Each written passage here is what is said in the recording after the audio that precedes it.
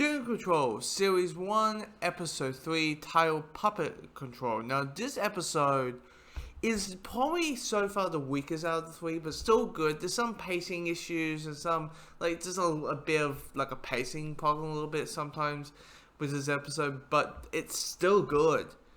It's still good, and, we go to this town called, and fuck it, I'm gonna call it. It's called Fucktopia, right? It's German, so it's like Fucktopia, you know. It's a little bit of that, but it just spells like Fucktopia anyway.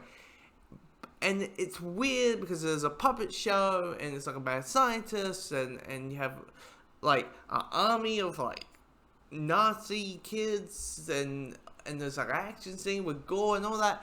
In your head thinking, okay, this is strange and weird, but it's that light level weirdness because it's able to balance some backstory stuff. We're getting some backstory on Negative Man of what his life was, to say the last 24 hours before the accident happened, and how everything was leading up. How maybe in episode 1, it seemed like he had the happy life. He had a happy marriage and kids and all that kind of stuff.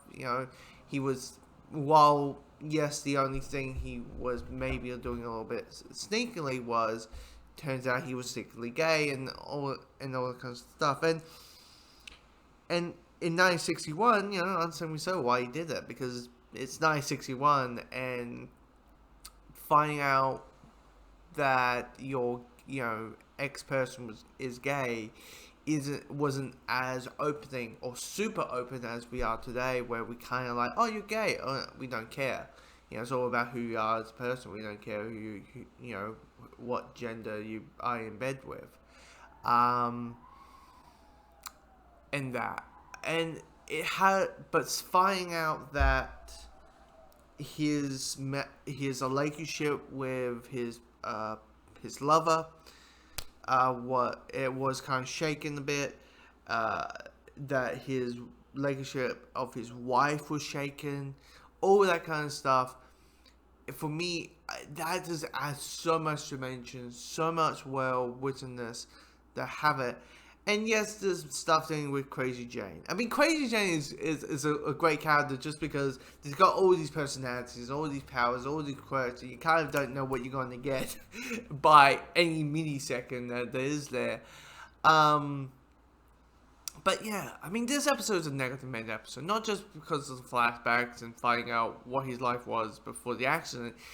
It's also the relationship of the spirit, or the electricity energy, the cosmic energy that is inside of him, and how there's a bit of a difference, a bit of a struggle that comes with it. It's a really good episode. It's a good episode. Not the best, but it's a pretty damn this show. This is a three episodes in, and it's just remarkable, just absolutely remarkable, a remarkable show.